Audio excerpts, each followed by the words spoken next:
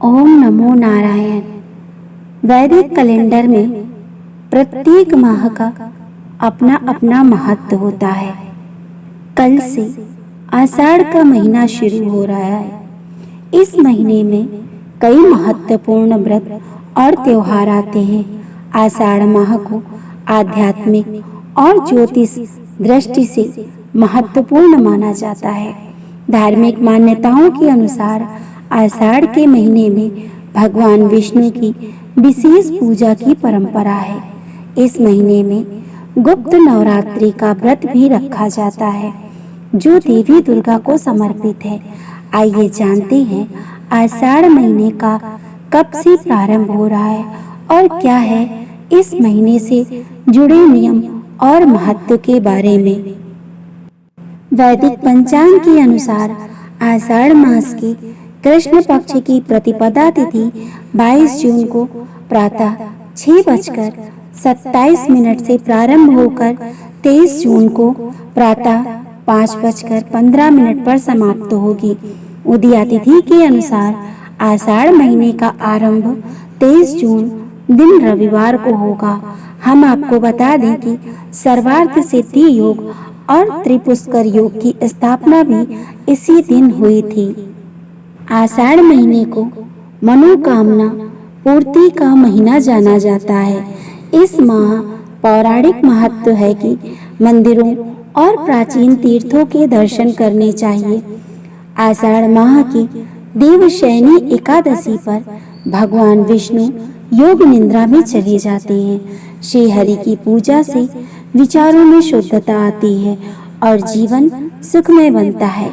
वहीं आषाढ़ माह में गुप्त नवरात्रि के दौरान भगवान विष्णु योग निद्रा में चले जाते हैं। श्री हरि की पूजा से विचारों में शुद्धता आती है और जीवन सुखमय बनता है। वहीं आषाढ़ माह में गुप्त नवरात्रि के दौरान देवी की पूजा करने से समस्याओं से मुक्ति मिलती है और साथ ही सभी मनोकामनाओं की पूर्ति होती है। रोज सुबह पूजा करते समय मंत्र जप और ध्यान करें।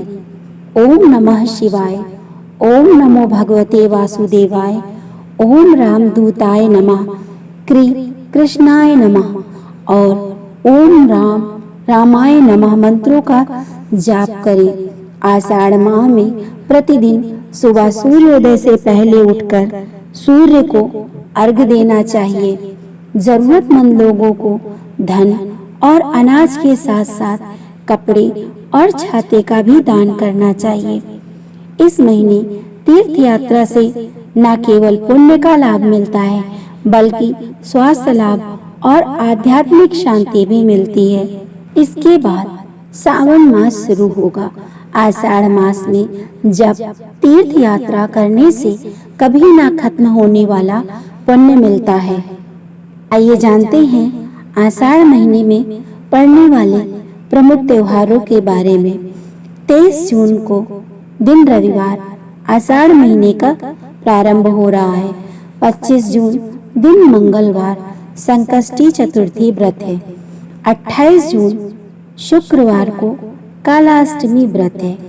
2 जुलाई मंगलवार योगिनी एकादशी व्रत है। 3 जुलाई बुधवार प्रदोष व्रत। 4 जुलाई गुरुवार मासिक शिवरात्रि। 5 जुलाई दिन शुक्रवार आषाढ़ अमावस्या व्रत। आषाढ़ गुप्त नवरात्रि प्रारंभ। 7 जुलाई रविवार जगन्नाथ रथ यात्रा का प्रारंभ होगा।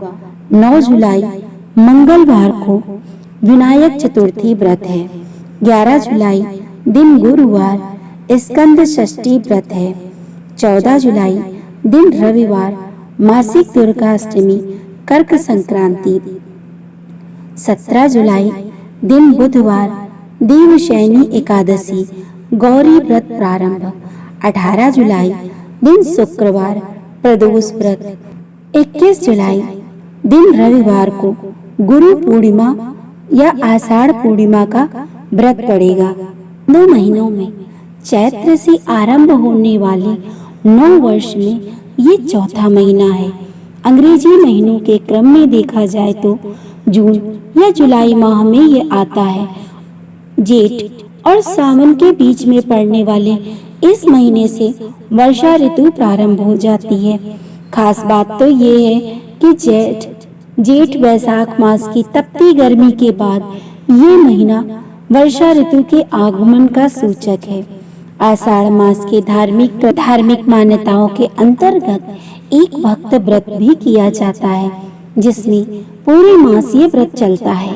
इस व्रत के तहत रखे जाने वाले उपवास में सूर्यास्त से पहले ही भोजन कर लिया जाता है और जितनी भूख हो उससे कम ही खाया जाता है।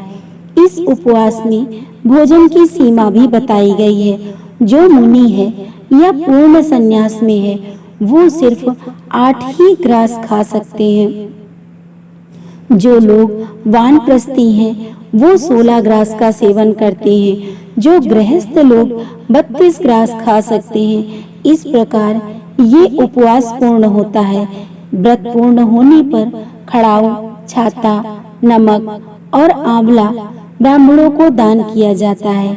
इस व्रत और दान से भगवान विष्णु की कृपा प्राप्त होती है। जो लोग पूरी मास का व्रत ना ले पाए वह यह कार्य आषाढ़ मास के प्रथम दिन अथवा सुविधा अनुसार किसी भी दिन कर सकते हैं। आषाढ़ महीने के कृष्ण पक्ष की चतुर्थी तिथि को भगवान गणेश जी की पूजा और व्रत आरंभ करना चाहिए।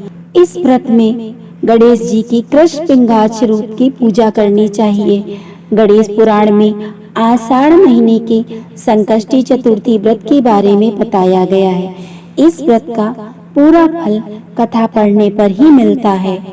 आषाढ़ महीने में बरसात होती है, इसीलिए इस माह में हानिकारक कीट पतंग जीव पनपते हैं जो कि नुकसानदेह होते हैं। इस माह में सात्विकता के साथ पूजा पाठ करना चाहिए। साथ ही साफ सफाई के साथ उबला पानी पीना चाहिए और संतुलित भोजन करना चाहिए। बाहर कम जाना चाहिए। बाहर का खाना नहीं खाना चाहिए। भोजन पानी को खुला नहीं रखना चाहिए। कहते हैं इस चतुर्थी के दिन चंद्र दर्शन को बहुत ही शुभ माना जाता है। चंद्रोदय के बाद ही व्रत पूर्ण होता है। मान्यता ये है कि जो व्यक्ति इस दिन व्रत रखता है उसकी संतान संबंधी समस्याएं दूर होती हैं। अपयश और बदनामी के योग कट जाते हैं। हर तरह के कार्यों की बाधा दूर होती है। आषाढ़ महीने के शुक्ल पक्ष की सप्तमी तिथि पर सूर्योदय से पहले उठकर भगवान सूर्य को जल चढ़ाकर विशेष पूजा करनी चाहिए। इसके साथ ही व्रत भी रखना चाहिए। इससे बीमारियां दूर होती हैं और दुश्मनों पर जीत मिलती है। भविष्य पुराण में भी भगवान सूर्य को जल चढ़ाने का महत्व बताया गया है। ये तमाम जानकारी जनरुचि को ध्यान में रखकर दी जा रही है। ज्योतिष और धर्म के उपाय और सलाहों को अपनी आस्था और विश्वास पर आजमाएं। उद्देश्य मात्र आपको बेहतर सलाह देना है। इस संदर्भ में हम किसी प्रकार का कोई दावा नहीं करते हैं। दोस्तों, अगर आपको मेरा वीडियो पसंद आए तो मेरे वीडियो को लाइक करें, चैनल को सब्सक्राइब करें और ज़्यादा से ज़्यादा शेयर करें। राधे राधे दोस्तों।